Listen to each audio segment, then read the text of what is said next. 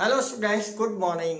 आज हम ninth class के लिए पढ़ेंगे atoms and molecules. Last time आपने पढ़ा था कि केमिकल फॉर्मूले कैसे बनाए जाते हैं सिंपल कंपाउंड के लिए, लेकिन आज हम पढ़ेंगे मोलिकुलर मास क्या होता है, पॉली एटॉमिक आयंस, मोल कंसेप्ट क्या होता है। ये मोस्ट इंपॉर्टेंट टॉपिक है, इनको थोड़ा ध्यान से समझना। सबसे पहले आता भाई poly atomic ions. Poly atomic ions ये क्या होते हैं, ये देखिए। पॉली एटॉमिक आयंस में आप लिख सकते हो, इट इज डिफाइंड एज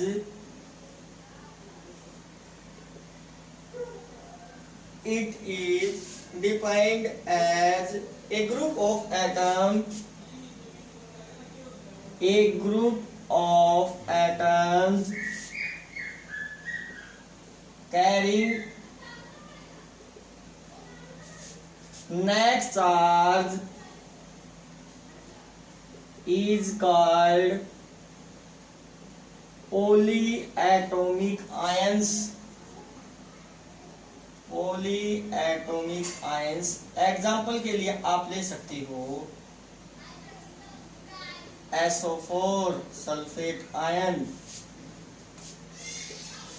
इसको बोलते हैं क्या, पॉली एटॉमिक आयंस। इसके बाद आता है भाई मोलिकुलर मास क्या होता है। मोलिकुलर मास को कैसे डिफाइन करते हैं, ये देखिए। मोलिकुलर मास, जब आप कोई भी डेफिनेशन स्टार्ट करते हो तो उसमें लिखते हैं इट इज डिफाइंड एज, या फिर आप लिख सकते हो it may be defined as. अब हम मोलिकुलर मास को डिफाइन करेंगे। It is defined as the relative mass, it is defined as the relative mass,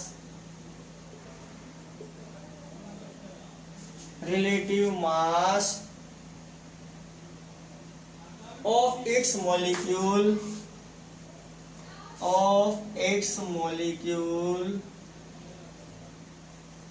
compared का मतलब होता है भाई तुलना करना। इसकी तुलना की गई है, इससे की गई है with the mass of A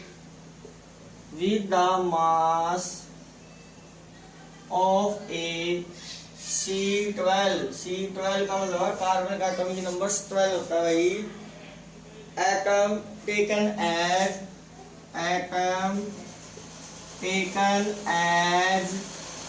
12 unit. U का मतलब होता है क्या, यूनिट। ये क्या कहलाएगा, मोलिकुलर मास। इसको कैसे निकालते हैं ये अभी मैं आपको बताऊंगा। फिर इसके बाद आता है रिलेटिव फॉर्मूला यूनिट मास। इसके बाद क्या है भाई, रिलेटिव फॉर्मूला यूनिट मास। ये क्या होता है, ये देखिए। इसमें भी आप ऐसे लिख सकते हो, it is the sum of the total atomic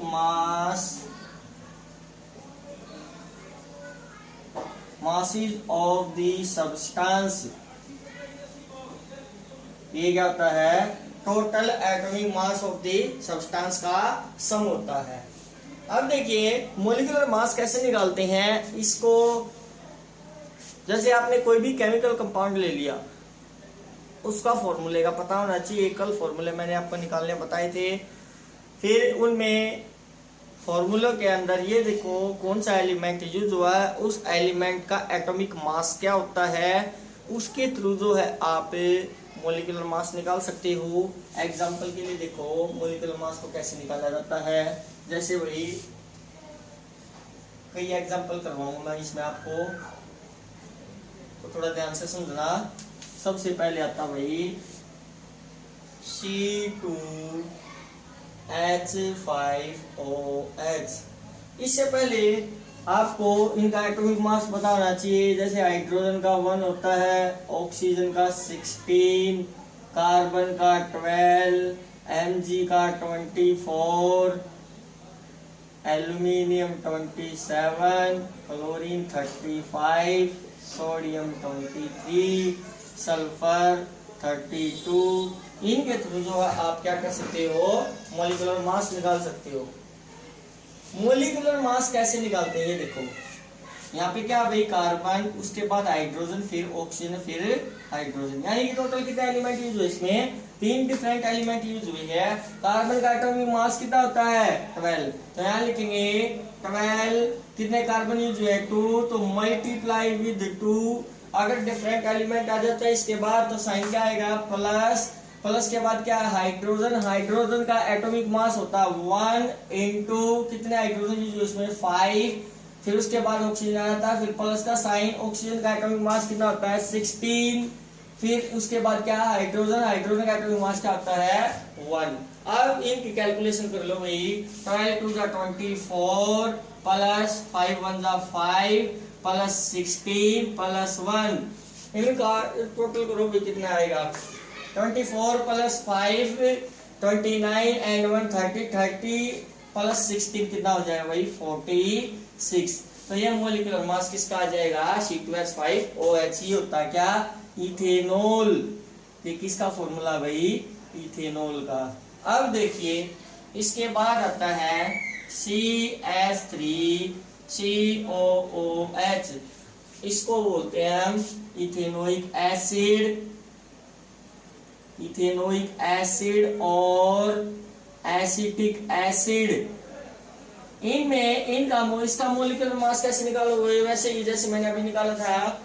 पहले क्या है कार्बन, कार्बन का एटॉमिक मास कितना आता है 12, ये देखिए 12 है। उसके बाद हाइड्रोजन का, हाइड्रोजन का कितना आता है 1 प्लस 1 इंटू हाइड्रोजन कितने इसमें 3 प्लस उसके बाद क्या कार्बन 12 प्लस ऑक्सीजन कितने 16 प्लस फिर ऑक्सीजन है 16 प्लस उसके बाद क्या है हाइड्रोजन 1।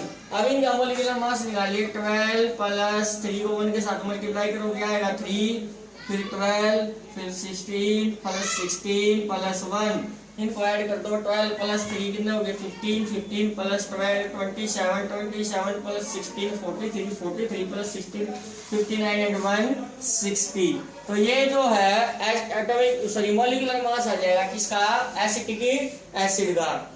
अब इसके बाद आता भाई CH3COCH3, इसको बोलते हैं क्या एसीटोन और प्रोपेनोन, प्रोपेनोन। इनमें इनका मोलिकुलर मास निकालिए, कार्बन का 12 प्लस हाइड्रोजन का 1 इंटू हाइड्रोजन कितने इसमें 3, तो 3 आएगा प्लस कार्बन के लिए 12, फिर उसके बाद आता है ऑक्सीजन 16, फिर उसके बाद कार्बन 16 प्लस हाइड्रोजन का 1 होता है इंटू 3। अब इनको मल्टीप्लाई करो, ऐड करो, कैलकुलेशन कर दो, क्या निकलाएगा मोलिकुलर मास निकलाएगा किसके लिए एसीटोन के लिए 12 plus 1 into 3 3 plus 12 plus 16 plus 16 plus 3। इनका निकालो भाई 12 प्लस 5 15, 15 प्लस 12 27, 27 प्लस 16 43, 43 प्लस 16 कितना आएगा भाई 59 plus 2 62। This is the molecular mass for acetone. फिर आगे देखो, इसके बाद और भी आते हैं केमिकल फॉर्मूले जिनका मोलिकुलर मास निकाल सकते हो।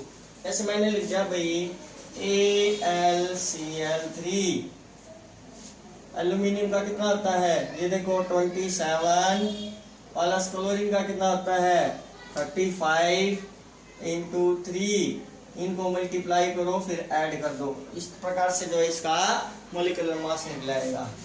जो आपने मोलिकुलर मास निकाले वो लिख लेना C6H12O6, ये आपको खुद करना है।